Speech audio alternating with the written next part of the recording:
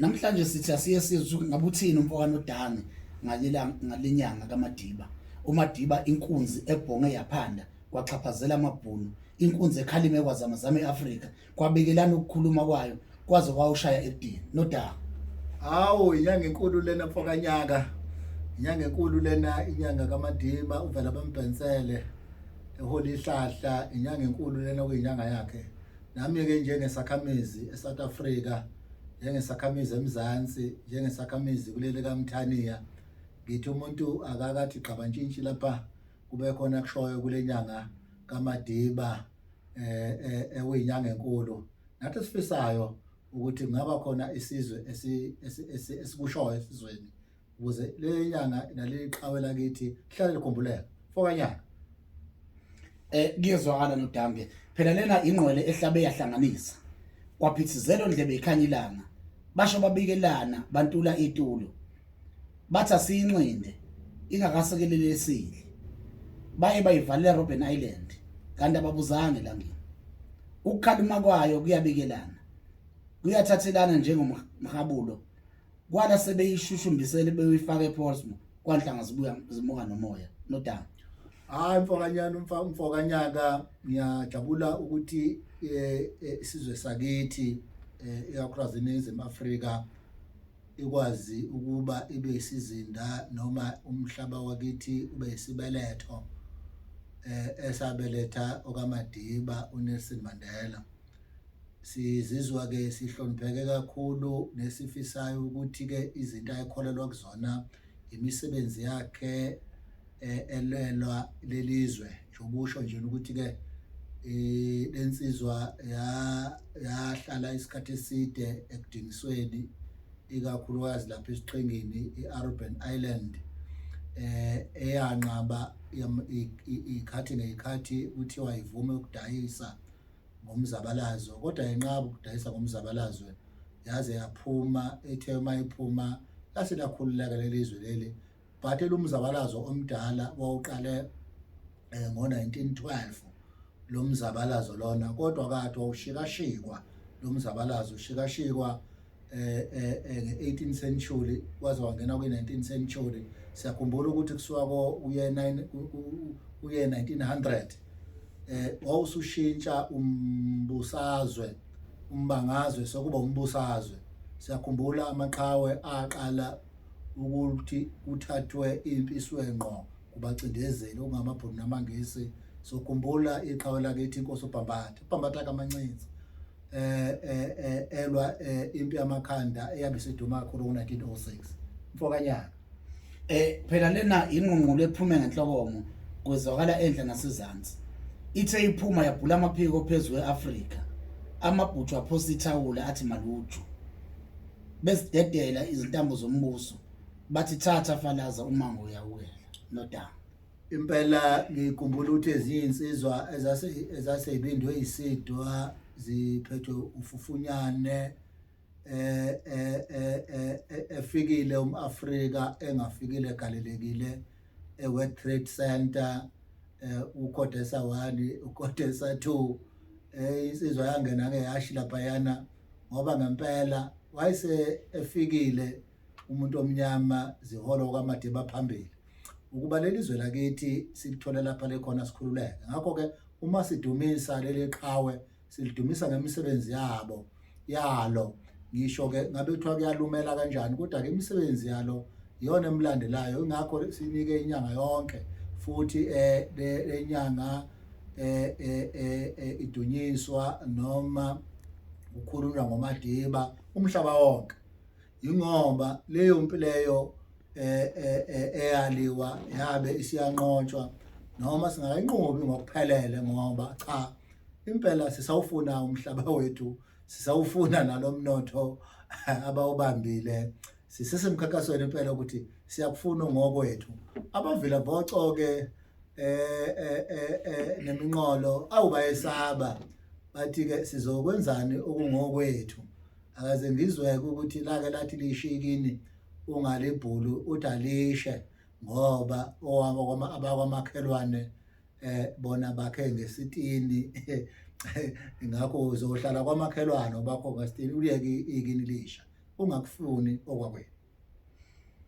Iphosa lika Madiba elinyathela kancane ngathi alinyatheli iphika kankane likholwa iqiniso ummeli omelela ngegazi lakhe uxamu ngavinjelwa ochusha kuhlanganisiwe inkunzi emdwayido ekade beyidwayiza usondonzima onyathela kancane noda Iqiniso uMadiba okufuneke ayilimele naye lithatha kwizinyandezulu zakithi elithatha kumathonga akithi elithatha kuNkulunkulu umvele nqangi naye efika embuthweni wona mbutho omzalayo umbutho kaKhongolose wafika naye embuthweni wathatha lapho kwakubeke khona ezinye izingqongqolo oDube oThambo oMahato oGumede nabanye oPrisley kaSeme wafika naye wayidudula lapho yayibekwe khona inkosi uAlbert Luthuli wayidudula naye sikholelwa ukuthi ke nathi esisaphila maAfrika amahle ikakhulukazi eNingizimu Afrika singaliphoqi leli qhawe okuncane umuntu nomuntu angakwenza ekhoneni akulo naye libambe iqhaza kube khona angakwenza ukuze lempi yochipidolo ingasinqobo. Phela okaMadiba umthethelelo ongenaqhubu ngimthande seyobeka izimbali kuFerwood umthando wabantwana njengoJesu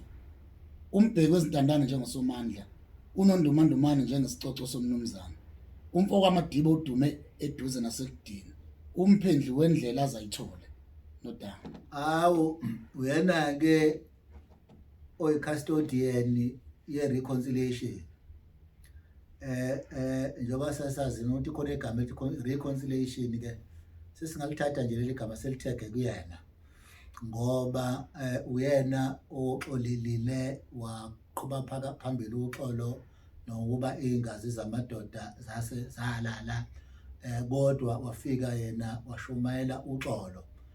uqhathaniseka kahleke uma eqhathaniseka nalaba aqhathaniseka nabo kodwa ke simbone ephuma phambili ngoba kuna namhlanje sesiyakwazi nokukhuluma kanjena sesiyakwazi nokubeka nembono yethu singavalelwe emajele ngoba sibeka imbono yethu ngoba wakulola lokho ngakho lokho ayekholelwa khona kule nyanga kufanele sikuvuze singagcini futhi ukwenza kule nyanga sikwenze inyanga zonke ubhekela labo abampofu ubhekela labo abangakwazi ukuyisiza ubhekela labo abacindezelekile ngokomnotho ngakho konke nabacindezeleke ngokwengqondo nabacindezeleke ngokucabanga sizame ukuthi ke